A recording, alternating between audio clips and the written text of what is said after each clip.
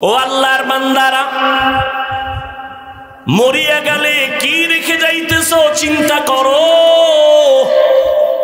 ওরে তোমার ভেতরে এত পাওয়ার আর এত মেডিসিন আমার আল্লাহ দিয়া রাখছেন, এত মেধা, যদি তুমি কাজে লাগাইতে পারো, তুমি একা যুবকের দ্বারা আমার আল্লাহ পুরা দুনিয়াটা তোমার হাতের মুঠায় নিয়ে আসবেন, কন্ট্রোল পাওয়ার দিয়ে দিবেন। তুমি একা যুবকের দ্বারা সম্ভব পুরা বাংলাদেশ নিয়ন্ত্রণ করা, সেই মেধা তোমার মধ্যে আছে, কিন্তু মোবাইল চালাইয়া সব তুমি ধ্বংস করতেছো, খবর নাই। তোমার সুন্দর চেহারাটা নষ্ট করতেছো এই গুনাহ মোবাইল দেখে দেখে। তুমি একজন ইঞ্জিনিয়ার হবা, বাংলাদেশের সুনাম তোমার দ্বারা অক্ষুণ্ণ থাকবে রে যুবক। মোবাইলের গুনাহ থেকে নিজেরে বাঁচাও, আল্লাহর ভয় অন্তরে জমা করো, তাকওয়া। আর এই তাকওয়া নিজে নিজে অর্জন করা যায় না, যাদের কাছে তাকওয়া আছে তাদের থেকে অর্জন করো। এজন্য আল্লাহ বলেন কুনু মা'আস সাদিকিন। আল্লাহর প্রিয় বান্দা যারা সত্যবাদী, এদের বন্ধু হয়ে যাও, এদের সাথে সম্পর্ক লাগাও। প্রবাদ আছে তো, সৎসঙ্গে স্বর্গবাস, অসৎসঙ্গে সর্বনাশ। আমাকে একটা নগদ আপনারা দেখেন, একটা প্রমাণ নগদ জবাব দেন।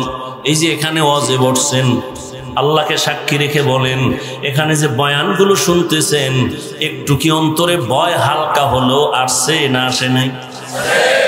অন্তরে একটু ভয় আসে নাই?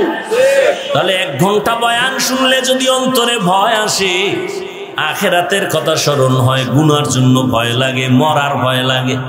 যদি আপনি বছরকে বছর আলেম ওলামাদের সঙ্গে থাকেন, মনে হয় যেন আপনি গুনাহমুক্ত হইয়া জান্নাতের ঘেরান নিয়ে কবরে যেতে পারবে। ইলমেরা ইজাজু করদান বেহিসাব, খলকেরা দাদান জওয়াবে বাসওয়াব, হক না দারদ দোস্তে খলকা জারেরা, নিস্তে ই খাসলাত একে দিনদারেরা। আপনার আমার আল্লাহ এক, নবী এক, কোরআন এক, কাবা এক, ধর্ম এক, নাকি আলাদা? কাফনের কালার, কবরের সাইজ নাকি আপনাদেরটা 1 হাত বড়? কবরের সাইজও এক। এ যুবক, ও বৃদ্ধ বাবাজি, ও পর্দার আড়ালের আম্মা জানেরা, বোনেরা, ওই কবরে রেখে সবাই যখন চলে যাবে, আমি এক, আপনি একা, প্রশ্ন করা হবে কবরে 3টা, তাও সবার বেলায় এক। রবের পরিচয় দাও, ধর্মের পরিচয় দাও, রাহমাতুল লিল আলামিনের পরিচয় দাও। এই 3টা প্রশ্ন আমাকেও করবে, আপনাকেও করবে। নবী বলেন যারা জবাব দিতে পারবে তাদের কবর হবে রওজাতুম মির রিয়াজিল জান্নাহ, আর যারা জবাব দিতে পারবে না তাদের কবর হবে হুফরাতুম মিন হুফারিন নার। قال النبي صلى الله عليه وآله وسلم تركت فيكم أمرين لن تضلوا ما تمسكتم بهما كتاب الله وسنة رسوله। রহমতের নবী বলেন, এর উম্মত, 2টো জিনিস আমি রেখে গেলাম, ধরে রাখ, ঈমানও যাবে না, সম্মানও যাবে না। 1, আল্লাহর দেওয়া ঐশী কিতাব কোরআন। দ্বিতীয়টা হলো আমি নবীর রেখে যাওয়া 23 বছরের আদর্শ সুন্নত। 1500 বছর হয়ে গেল নবী নাই, কিন্তু জমিনের মধ্যে নজর করে দেখেন, চতুর্মুখী ষড়যন্ত্র। এ জমিন থেকে ইসলামের আলো বন্ধ করে দেওয়ার জন্য, মাদ্রাসা বন্ধ করার জন্য ষড়যন্ত্র, ওলামায়ে কেরামের কণ্ঠকে চেপে ধরার জন্য ষড়যন্ত্র, মাইকের আওয়াজ বন্ধ করার জন্য ষড়যন্ত্র, কোরআন হাদিস নিয়ে মুসলমানকে বয়ান করব, ভালো বানানোর জন্য গালি দিব না, অন্য ধর্মের উপরে আক্রমণ করব না, শুধু মুসলমানের বুঝাইয়া বুঝাইয়া বয়ান করব, নামাজ পড়ো, মা বাবার দোয়া নাও, আলেমের দোয়া নাও, মিথ্যা বলা বন্ধ করো, গালি দিও না, কারো হক নষ্ট করো না। এই যে কোরআন হাদিসের বয়ানটা মায়ার ভাষা দিয়া, কান্না দিয়া মুসলমানের বুঝাইব, কিন্তু এলাকার চিপা চাপায় কিছু গাঞ্জাখোর, সুদখোর, মদখোর, বেনামাজিরা বয়া কয় আমার অনুমতি না নিলে ওয়াজ করতে দেওয়া হবে না। তো যাও সুন্নতে अहमद को जाबा मोहम्मद कै बुअद निस्बतोरा कार शैता मी कुनी नामत वली गरवली नस्तो नानत बरवली मन अहब्बा सुन्नती कौले रसूल मजदाए का नमाई हम कुन कबूल। আমরা কোরআন হাদিস দিয়ে মানুষকে বয়ান করব দেশে একটা দ্বন্দ্ব বাজাবার জন্য, ভিন্ন ধর্মের সাথে একটা কিলাকিলি লাগানোর জন্য। বরং ভালো করে খেয়াল করেন, সরকার কোটি কোটি কোটি টাকা ব্যয় করে বিভিন্ন সেক্টরে বাহিনী তৈরি করেছে। তাদেরকে আবার অস্ত্র আর লাঠি দিয়ে কয় দুর্নীতি বন্ধ করো, চুরি বন্ধ করাও, অস্ত্র ব্যবহার করো, লাগলে বেদ ব্যবহার করো, নেশা বন্ধ করো, মদ বন্ধ করো, জুয়া বন্ধ করো, খুন খারাপি বন্ধ করো। কিন্তু তারা ব্যর্থ। বন্ধ করবে দূরের কথা, 5 বার সোনার বাংলাটা দুর্নীতিতে চ্যাম্পিয়ন হয়েছে। কিন্তু বেত লাগে নাই, অস্ত্র লাগে নাই, সরকারের একটা টাকাও আমাদের পেছনে খরচ করা লাগে নাই। এদেশের ওলামায়ে কেরাম পায়ে ধরে ধরে কোরআন হাদিস হাতে নিয়া, চোখের পানি দিয়া কান্না করে বুঝাইয়া বুঝাইয়া এই দেশের লক্ষ লক্ষ মানুষ বেনামাজি ছিল নামাজি বানাইছি। সন্ত্রাসীরে সন্ত্রাসের রাস্তা বাদ দিয়ে এখন নামাজের মুসাল্লায় দাঁড় করাইলো। বেপর্দাওয়ালা পর্দা করে, সুদখোর সুদ ছেড়ে দিয়েছে। এই জন্য আমি চিৎকার দিয়া বলি রে জাতি, ভালো করে লিখে রাখো, ওলামায়ে কেরাম নিঃস্বার্থভাবে এই দেশকে, এই জাতিকে যা দিয়েছে আর কেউ দিতে পারে না।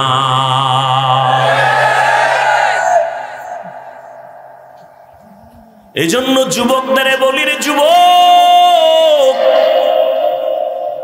1, 2, 3, 4, 500 টাকাও যদি তোমার যায়, তুমি কালকে একটা পেস্টুন বানায় রাস্তার মোড়ে মোড়ে টানায় দাও। আমি আল্লাহর জাতের কসম করে বলে গেলাম, লিখে লিখে টানায় দাও।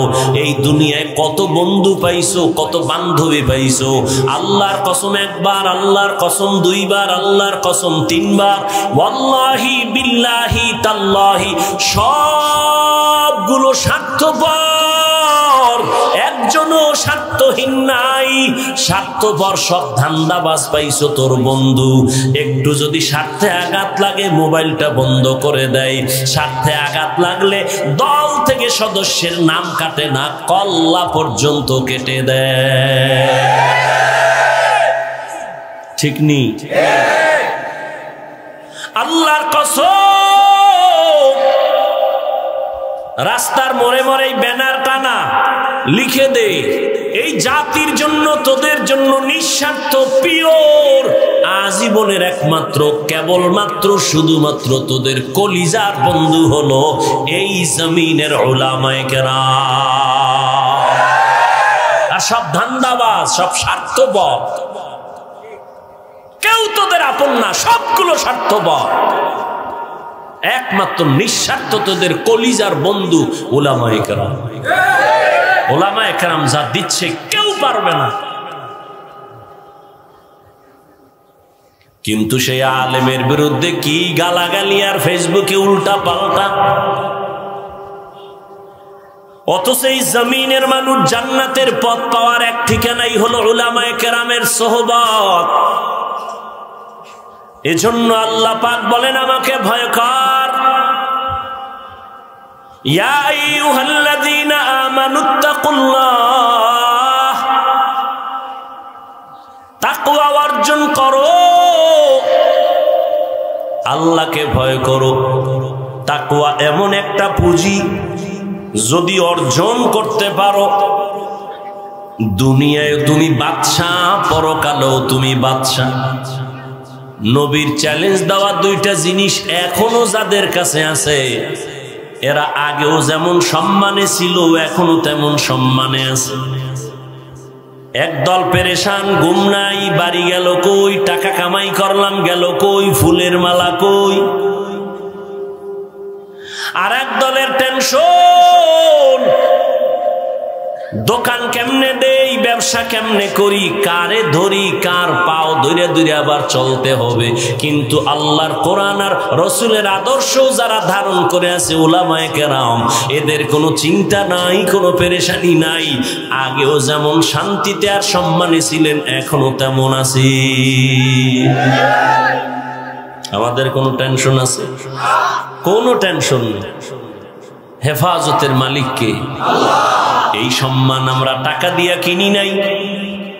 টাকার সম্মান টাকা ফুরাইলে থাকে না, আর আল্লাহর দেয়া সম্মান মরিয়া গেলেও থাকে। আল্লাহ সম্মান দেওয়ার জন্য দুইটা পুঁজি দিয়েছেন। কোরআনটারে ধরে রাখ, নবীর আদর্শ ধরে রাখ। এরে যুবক, জমিনের মধ্যে ১৫০০ বছর পর রহমতের নবীর আদর্শ যারা ধরে রাখছে তাদের দুনিয়ায় সম্মানের অভাব নাই, পরকালে তো আছেই। আবার এটাকে বুঝাবার জন্য তাবলীগওয়ালাদের বয়ান, পীর মাশায়েখের বয়ান, উলামায়ে কেরামের বয়ান, খতিব সাহেবদের বয়ান, বক্তাদের বয়ান। কিন্তু দুঃখ, ময়দানে তো মানুষের অভাব নাই। যদি আমি প্রশ্ন করি আল্লাহরে কারা কারা ভয় করেন, সবাই দুনো হাত উঁচু করে বলবে আপনাদের থেকে বেশি আল্লাহরে ভয় করি। অত সেখানে এমন আল্লাহর বান্দা আছেন আজকে ফজর ভরে নাই, জোহর ভরে নাই, আসর ভরে নাই, মাগরিব ভরে নাই, এশাও ভরে নাই। এরকম আশিকে রাসূল নাই? কয় হুজুর টেনশন করেন কেন, নামাজ না পড়লাম গো, ঈমানটা তাজা আছে না নাই?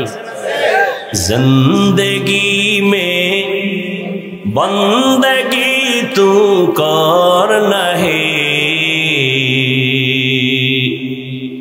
জিন্দেগি মে বন্দগি তু কর নহে, জিন্দেগি বে বন্দগি শर्मिंदा है, जिंदगी बे बंदगी शर्मिंदा है।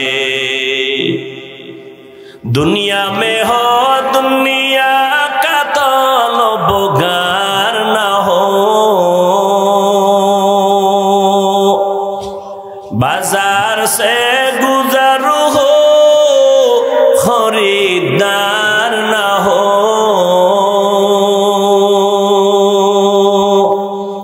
ये दुनिया एक मिसले कागज फूल है, ये दुनिया एक मिसले कागज फूल है।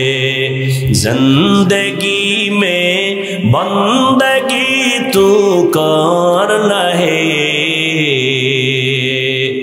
जिंदगी में बंदगी तू करना है, जिंदगी बे बंदगी शर्मिंदा है, जिंदगी बे बंदगी शर्मिंदा है। जिंदगी में बंदगी कुन बंदगी, जिंदगी बे बंदगी शर्मिंदगी। এরে নবীর উম্মত, কোরআন হাদিস আর আমল, আল্লাহর ভয় তাকওয়া যাদের মধ্যে থাকবে তাদের সামনে কোনো বেনামাজি কথা বলতে ভয় পাবে, অনুমতি নিবে, আদবে কথা বলবে। কিন্তু আজ তাদের সামনে কত উল্টা পাল্টা মানুষ বদ আচরণ করে, খারাপ আচরণ করেনি? ইমাম সাহেব এক বেলার নামাজে যদি না থাকে, হঠাৎ করে ধমক,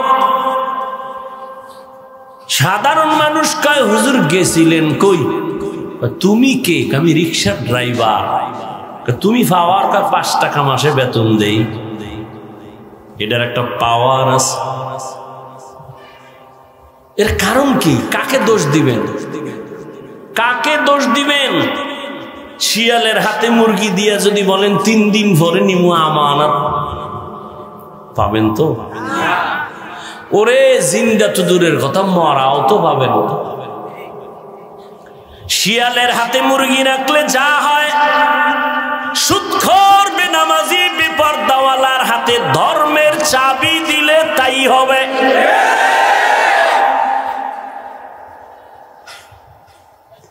এই দোষ তো আপনার, কাকে দিবেন?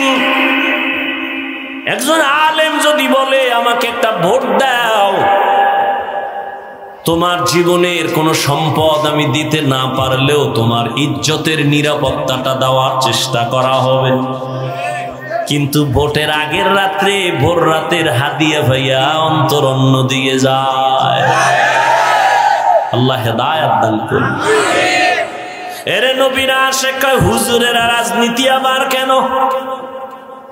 আল্লাহর কসম, এ জমিনের মধ্যে পবিত্র রাজনীতি আল্লাহ কোরআনের দ্বারা প্রমাণ করেছেন। আর এই রাজনীতির একমাত্র শ্রেষ্ঠ শিক্ষক হলো আমার নবী। হ্যাঁ, তোমার পচা রাজনীতি ইসলামে নাই, সেটা মেনে নেওয়া যায়। ইসলামে কেমন রাজনীতি? মালিক আর গোলাম এক প্লেটে খাবে, কোনো ভেদাভেদ নেই, বৈষম্য নাই। ইসলাম এমন রাজনীতি যে ইসলাম যখন চালু হয় হিন্দু নিরাপদে থাকে, বৌদ্ধ নিরাপদে থাকে, সবাই নিরাপদ জীবন যাপন করে, কার উপরে আক্রমণ করেন, কার উপরে জুলুম করেন। এজন্য দুনিয়ার সমস্ত জালেম দুর্নীতিবাজরা ইসলাম চায় না, কারণ ইসলাম এসে গেলে চোর চুরি করতে পারবে না। ইসলাম দুনিয়াতে আসলে ডাকাত ডাকাতি করার রাস্তা খুঁজে পাবে না। ইসলাম আসলে দুর্নীতিবাজ দুর্নীতি করতে পারবে না। এজন্য সমস্ত দুর্নীতিবাজ, চোর, ডাকাত এরা ইসলাম চায় না, মুখে মুখে বলে, আসলে চায় না। আল্লাহ হেদায়েত দান করুন। কয় ইসলামে রাজনীতি নেই, তাহলে কি বুঝলো? কয় যে কোরআন আর ইসলাম সর্বদিক থেকে কমপ্লিট, কিন্তু রাষ্ট্রের ব্যাপারে ইসলাম আর কোরআন শরীফটা দুর্বল। তাই তো? কোরআন শরীফ দুর্বল না রাষ্ট্রের ব্যাপারে? তো কেন বলে ইসলামে রাজনীতি নাই? আল্লাহ হেদায়েত দান করুন। ইউসুফ নবীর ঘটনা আসেনি কোরআনে? সত্য কথা বলেন, এই মানেন আর না মানেন, স্বীকার করেন, আসেনি? বসেন আপনি বাংলা লইয়ার, আমি আরবি তরজমা বলি। টোটালটাই সূরা ইউসুফ, সব রাজনীতির বয়ান।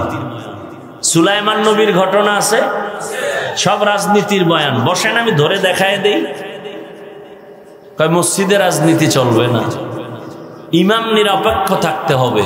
যদি তাই হয়, ইমাম যদি নিরপেক্ষ থাকতে হয়, কমিটির প্রত্যেকটা মানুষ নিরপেক্ষ থাকতে হবে, না হয় দায়িত্বে রাখা যাবে না। আর কমিটির লোক যদি রাজনীতি করে, ইমামও রাজনীতি করবে। কমিটির লোক করবে পচা রাজনীতি, ইমাম করবে পবিত্র রাজনীতি। কি ঠিক আল্লাহ জানে কতক্ষণ থাকে এই ঠিকের মেয়াদ। আল্লাহ হেদায়েত দান করুন।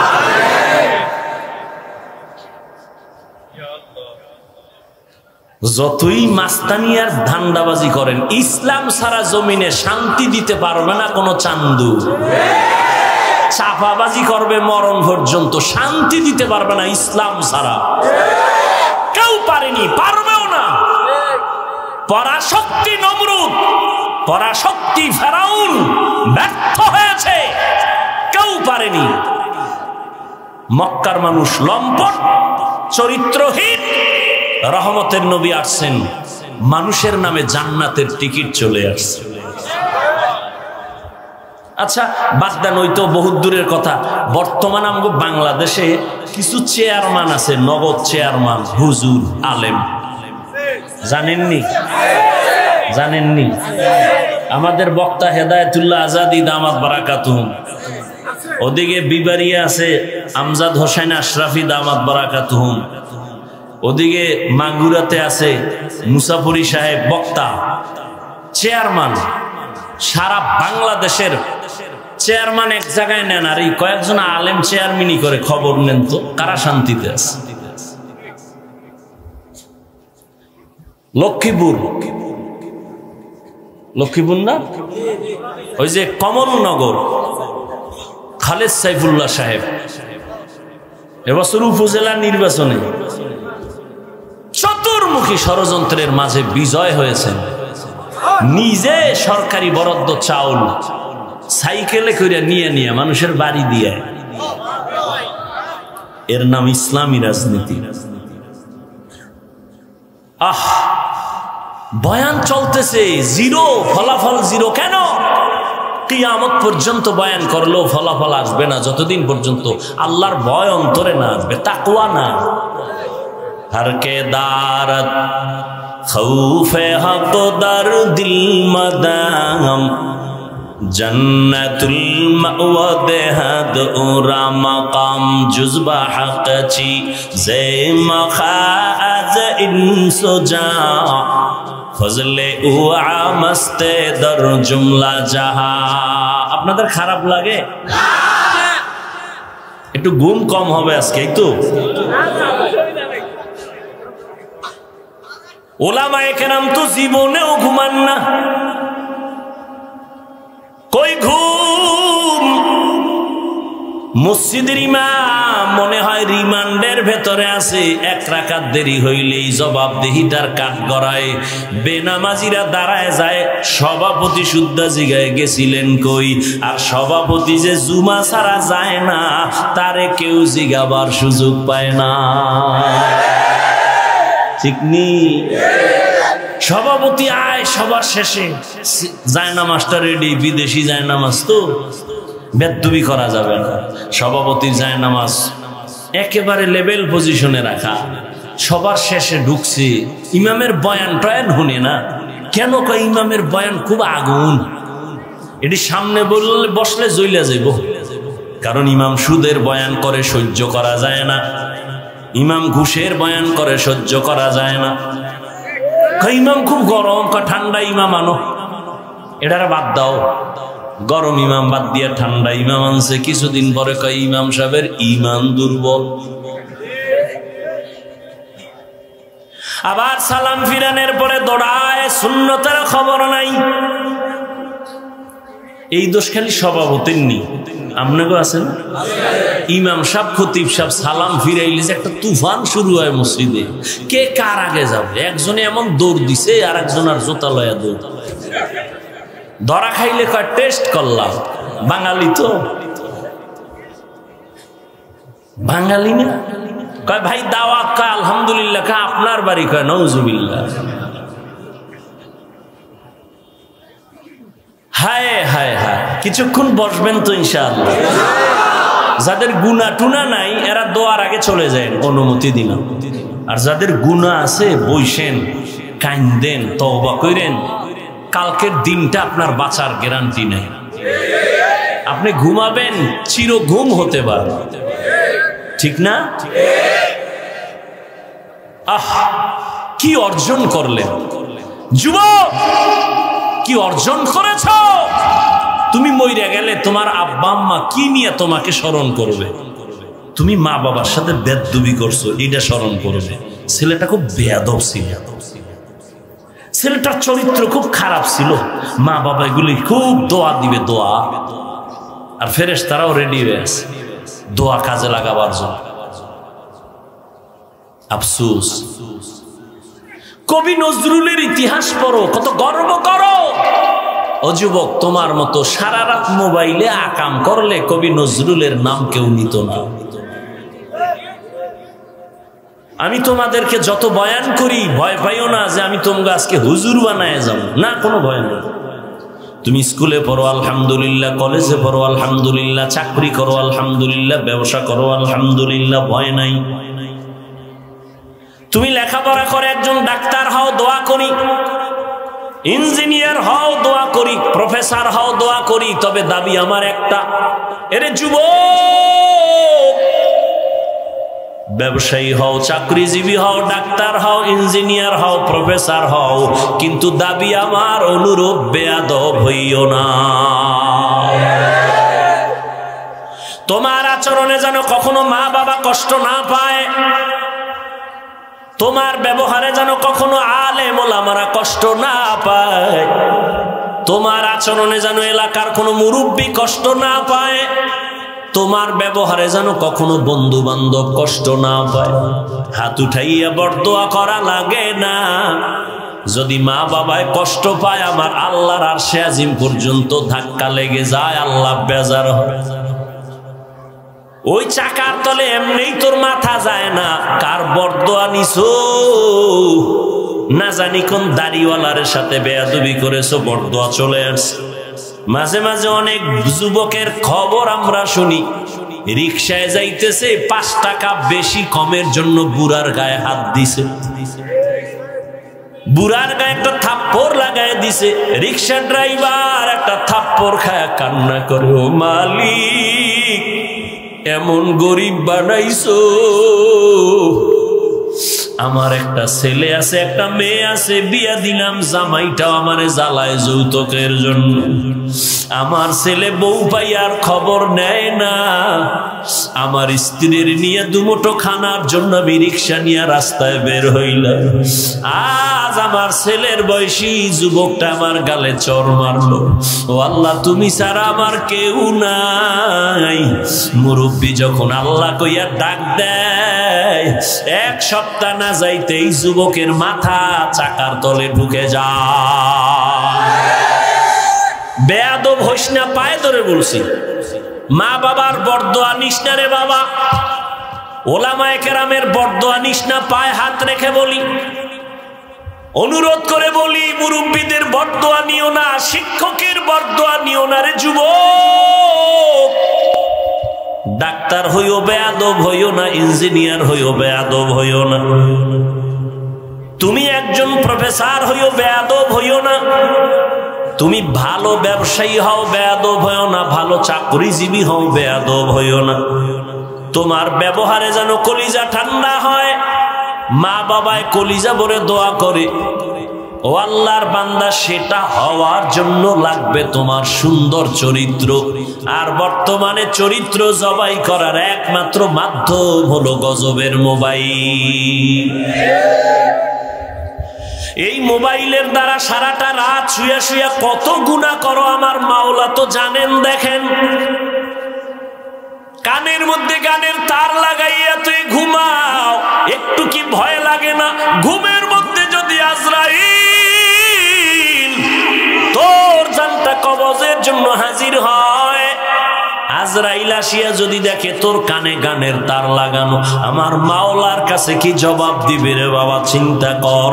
ওর এই কথাগুলো আমি হিন্দুদের মন্দিরে যাইয়া যদি বয়ান দিতাম, খ্রিস্টানদের গির্জায় গিয়া বয়ান দিলে মনে হয় ওরা পাগলের মতো আমার মাওলারে ধরতো, নবীরে ধরতো। আর তোমাদেরকে 12 মাস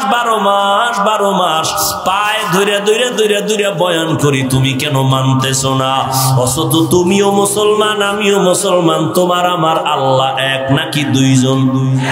তোমার আমার আল্লাহ, তোমার নবী আমার নবী এক, তোমার কোরআন আমার কোরআন এক, তোমার কাবা আমার কাবা এক, তোমার ধর্ম আমার ধর্ম এক, তোমার কালেমা আমার কালেমা এক। দুনিয়াতে আসছি তাও এক। বিদায় বেলা সবার জন্য কাফন হবে 3টা, কালার হবে আলাদা। আমি বক্তার সম্মানে একটা কাপড় কেউ বাড়াইয়াও দিবে না। একজন রিকশার ড্রাইভার যদি মরে যায়, গরিব হওয়ার কারণে একটা কাফন কেউ কমাইয়াও দিবে না। আমি বান্দাকেও 3টা কাফন, গরিব রিকশার ড্রাইভারেরও 3টা কাফন। বয়ান দিতাম, খ্রিস্টানদের গির্জায় গিয়া বয়ান দিলে মনে হয় ওরা পাগলের মতো আমার মাওলারে ধরতো, নবীরে ধরতো। আর তোমাদেরকে 12 মাস পায়ে ধরে বয়ান করি, তুমি কেন মানতেছো না? অথচ তুমিও মুসলমান, আমিও মুসলমান। তোমার আমার আল্লাহ এক নাকি 2 জন? তোমার আমার আল্লাহ, তোমার নবী আমার নবী এক, তোমার কোরআন আমার কোরআন এক, তোমার কাবা আমার কাবা এক, তোমার ধর্ম আমার ধর্ম এক, তোমার কালেমা আমার কালেমা এক। দুনিয়াতে আসছি তাও এক। বিদায় বেলা সবার জন্য কাফন হবে 3টা, কালার হবে আলাদা। আমি বক্তার সম্মানে একটা কাপড় কেউ বাড়াইয়াও দিবে না।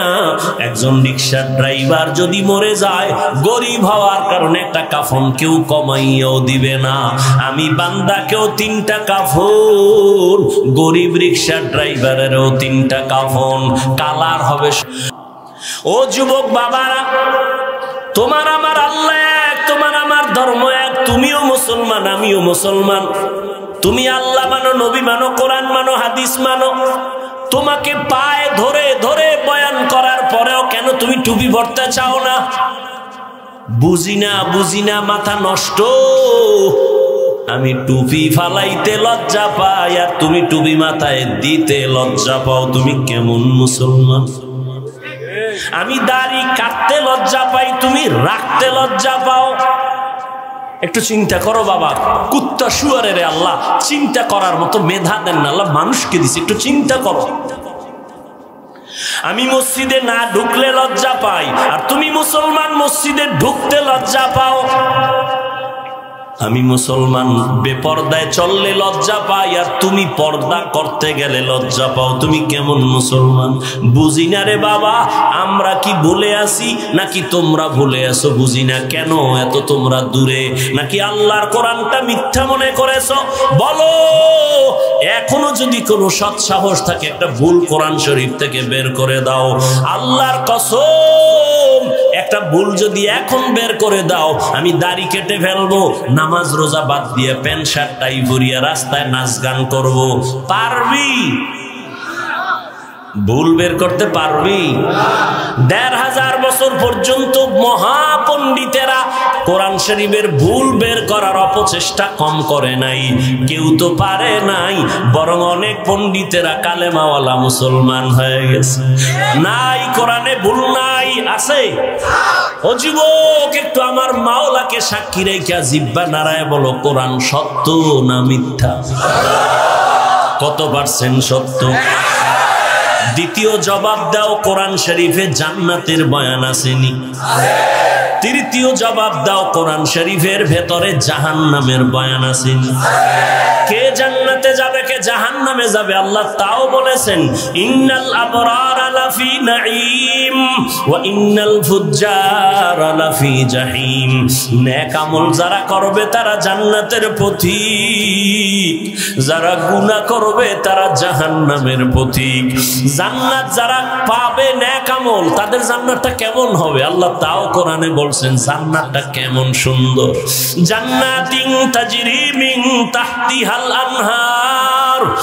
এমন জান্নাত আল্লাহ বানাইছে যার তলদেশে ঝর্ণা থাকবে, মধুর ঝর্ণা, দুধের ঝর্ণা, শরবতের ঝর্ণা, নহর। মা তাশতাহি আনফুসুকুম, যা চাইবে তাই পাইবে। জান্নাতে কোনো কালো মানুষ থাকবে না, কোনো বুড়া বুড়ি থাকবে না, সব যুবক যুবতী, সুন্দর সুন্দরী। জান্নাতে কোনো বাথরুম নাই, কোনো দুর্গন্ধ নাই। এমন জান্নাত নবী বলেন, যেই জান্নাত এত সুন্দর যা চোখে দেখে নাই, কানে শুনে নাই, অন্তরও কল্পনা করে নাই। আর ওই জান্নাতটা যে পাবে, আজরাইল যখন জানটা নিতে আসবে, যদি যদি জান্নাতি হইয়া কবরে যায়, জানটা যাওয়ার আগে আগে আমার আল্লাহ জান্নাতের ছবিটা তার সামনে ধরে দেখায় দিবে, রেডি হ, এই জান্নাত তোর জন্য রেডি। আর যারা গুনাহ নিয়ে কবরে যাবে তাদের জন্য জাহান্নাম। বলে জাহান্নামটা কেমন? আল্লাহ তাও বয়ান করেন জাহান্নাম কেমন। ওয়াকুদুহান নাসু ওয়াল হিজারা আলাইহা মালাইকাতুন গিলাযুন শিদাদুন লা ইয়াসুনাল্লাহা মা আমারহুম ওয়া ইয়াফআলুনা মা ইউমারুন।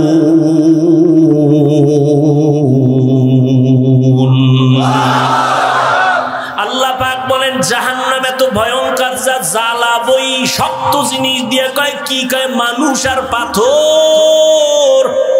দুনিয়ার আগুন জ্বালায় মানুষ নরম জিনিস দিয়া, কেরোসিন দিয়া জ্বালায়, খের কুটা দিয়া জ্বালায়। আর জাহান্নাম এত ভয়ঙ্কর আগুন, যেই আগুনটা জ্বালাবে আল্লাহ পাথর আর মানুষের মাধ্যমে। আল্লাহ বলে নাই কোন মানুষ দিয়া জাহান্নামের আগুন জ্বালাবে। আমি হুজুর যে জান্নাতে যাব গ্যারান্টি নাই। আরে আমারে বাদ দাও না, ওরে আল্লাহ যাদের জান্নাতের টিকিট দিয়া দিয়েছেন 10 জন সাহাবা, জানেন না? ওই 10 জনের মধ্যে প্রথম নামটা কার জানেননি? বলেন বলেন। আবু বকর সিদ্দিক, দ্বিতীয়কে হযরত ওমর। এইভাবে 10 জন সাহাবা জান্নাতের টিকিট হাতে পেয়ে গেলেন। কিন্তু তাদের তাকওয়া কত সুন্দর, তাদের ইখলাস কত সুন্দর, তাদের নামাজ কত সুন্দর, তাদের তেলাওয়াত কত সুন্দর, তাদের কত ব্যবহার এত সুন্দর। কিন্তু রহমতের নবী বলেন আমি এক রাতের বেলা গভীর ঘুমে গেলাম, যদি আমার চোখ বন্ধ, আমার অন্তর কখনো ঘুমায় না। হঠাৎ আমার হুজরার পাশেই তো মসজিদে নববী, হঠাৎ আমি রাতের গভীরে শুনি কান্নার আওয়াজ আসে। আমি নজর দিয়া বের হয়ে দেখি এত রাত্রে মসজিদের মধ্যে কে কান্না করে। আমি মোহাম্মদ দাঁড়াইয়া দেখি জান্নাতের 1 নাম্বার সার্টিফিকেট দাঁড়িয়ে আবু বকর নামাজে দাঁড়ায় দাঁড়ায় কান্না করে। আমি জিজ্ঞাসা করলাম, রে আবু বকর আপনি নামাজে দাঁড়ায় কাঁদলেন কেন গভীর রাতে? আবু বকর চোখের পানি ছেড়ে বলেন, ইয়া রাসূলুল্লাহ, আমার মাওলার আদালতে আমি হাসরের ময়দানে কেমনে দাঁড়াবো সেই ভয়ে আমি কান্না করতেছি। কোরআন শরীফের একটা আয়াত আমারে কাঁদাইছে। বলে কোন আয়াত আপনারে কান্না করাইলো?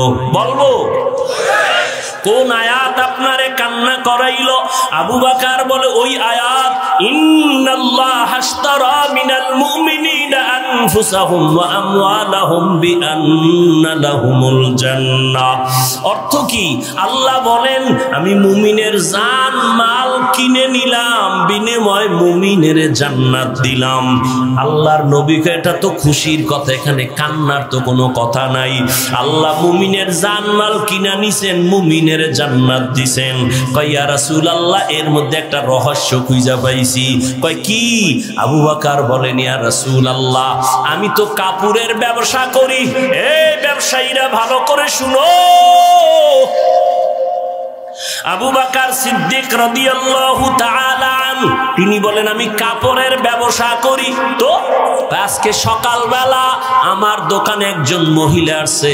মহিলা এসে দাঁড়াইয়া বহুদিন আগে আমার দোকান থেকে একটা কাপড় নিছিল, আজকে কাপড়টা ফিরাইয়া টাকা নিয়ে চলে গেল। বিদায় বেলা আমি একটা প্রশ্ন করলাম, এরে আম্মা জান আপনি কাপড় নিলেন বহু আগে, আবার ফিরাইয়া দিয়া টাকা নিলেন কেন? মহিলা একটা কথা বলে চলে গেছে। ডাক দিয়া কয়, ও আবু বকর আপনার দোকানের কাপড় আমার পছন্দ হয় নাই, এজন্য ফিরাইয়া আমার টাকা নিয়ে গেলাম। আরো আগে আসতে চাইছিলাম, ব্যস্ততার কারণে আসতে পারি নাই। এখান থেকে একটা মূলনীতি শিখে নাও, মদিনার নবীর আদর্শ।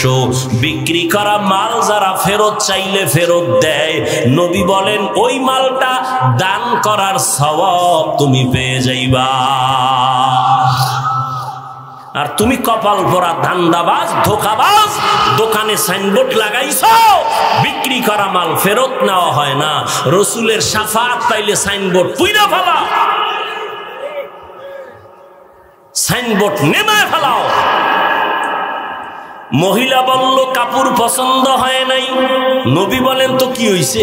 কয় ও নবী, আপনিই তো বয়ান করেছেন কিয়ামতের ময়দান হবে বড় ভয়ঙ্কর, এই জমিনটা হবে কিয়ামতের মাঠ।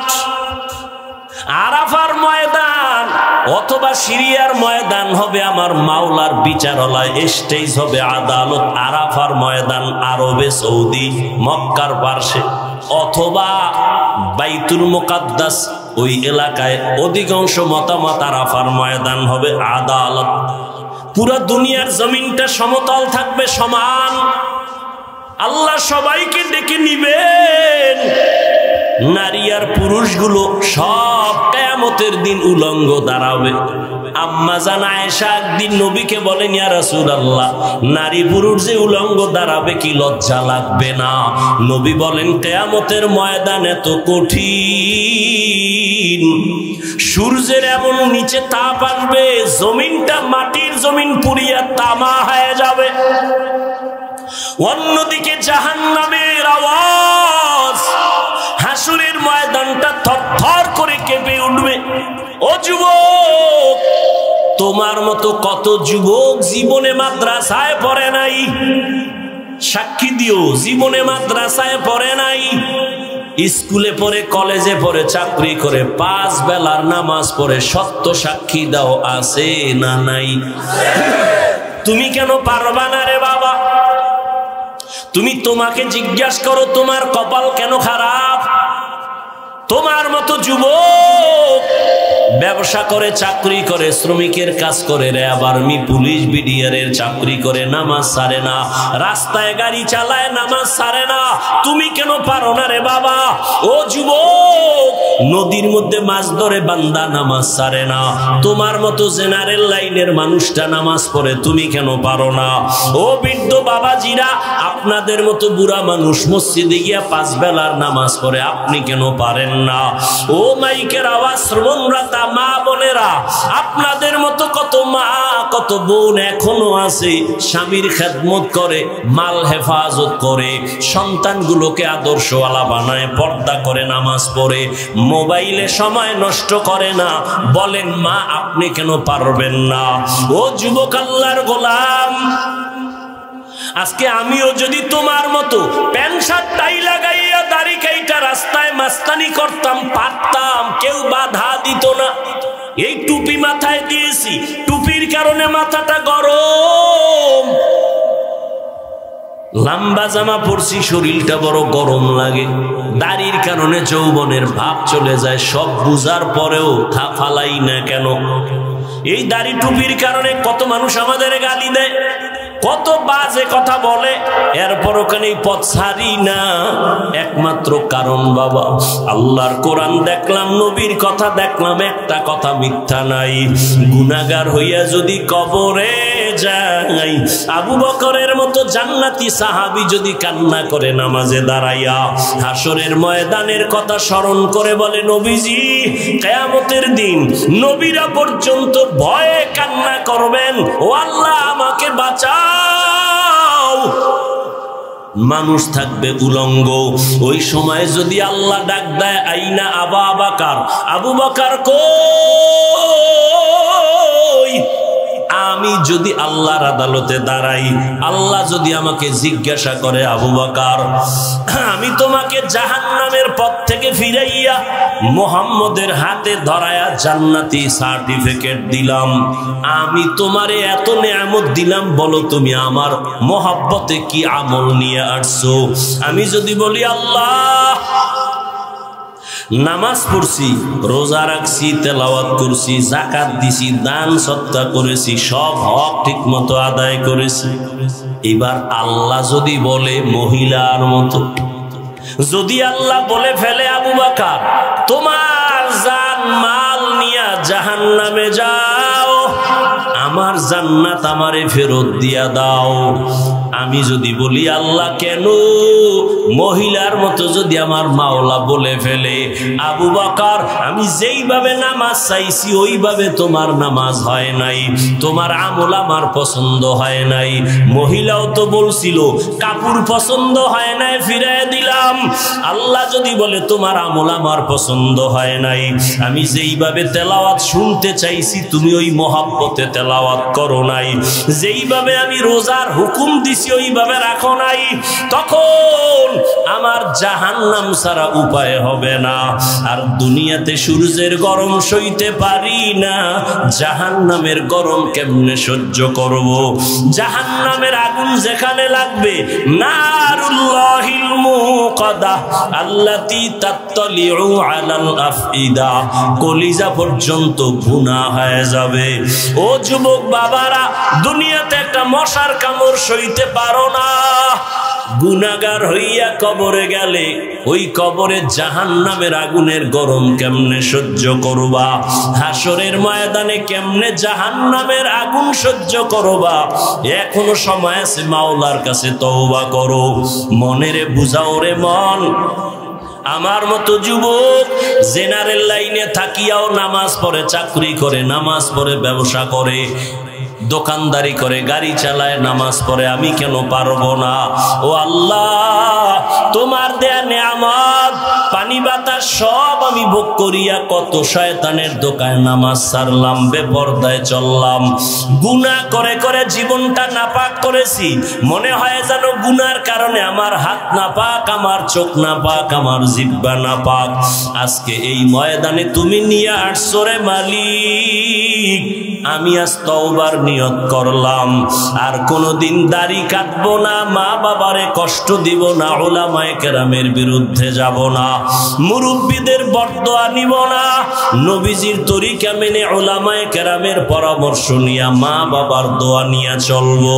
ও আল্লাহর বান্দারা, আল্লাহর কাছে যদি তওবা করতে পারো, আল্লাহর কাছে মনে মনে বলো, শুনাইয়াও বলা লাগবে না, মনে মনে আমার মাওলারে ডাক দাও, হে মালিক এই ময়দানে আমার মতো গুনাহগার কেউ নাই, জীবনটা আমার বড় নষ্ট, কেউ আমাকে দোয়া করে না, সবাই বরদোয়া করে আমার ব্যবহারের কারণে, আমার চরিত্রের কারণে আমারে কেউ ভালো জানে না। ও আল্লাহ, এই অবস্থায় আমি মরতে চাই না, জাহান্নামের আযাব সইতে পারবো না। ও আল্লাহ, তওবার নিয়ত করে ফেললাম, মরিয়ার বাঁচি তুমি তো হায়াতের মালিক, তুমি তো মরণ দেওয়ার মালিক, তুমি তো রিজিকের মালিক, তুমি তো সম্মান দেওয়ার মালিক। আজকে থেকে আর নামাজ ছাড়বো না, বেপরদায় চলবো না, দাড়ি কাটবো না, মা বাবারে কষ্ট দিব না, উলামায়ে কেরামের পরামর্শ নিয়ে নবীর তরিকা মেনে 5 ওয়াক্ত নামাজ পড়বো, চলবো। তওবা করার মতো যদি কারো অন্তর তৈরি হয়, মুনাফিকি অন্তরে যদি না থাকে, দুর্বলতা না থাকে, ওরে গলায় ছুরি আসবে, মরে যাইবা, তারপর নবীর তরিকার বাইরে চলবা না, নামাজ ছাড়বা না, এমন পাক্কা নিয়ত যদি তওবার জন্য কারো থাকে, দুটো হাত আমার আল্লাহকে দেখায় দাও। আয় আল্লাহ, আমাদের তওবা কবুল করে নেন, গুনাহ মাফ করে দেন, তওবার উপরে মজবুত হইয়া চলার মতো মরণ পর্যন্ত তৌফিক দান করেন, আমিন।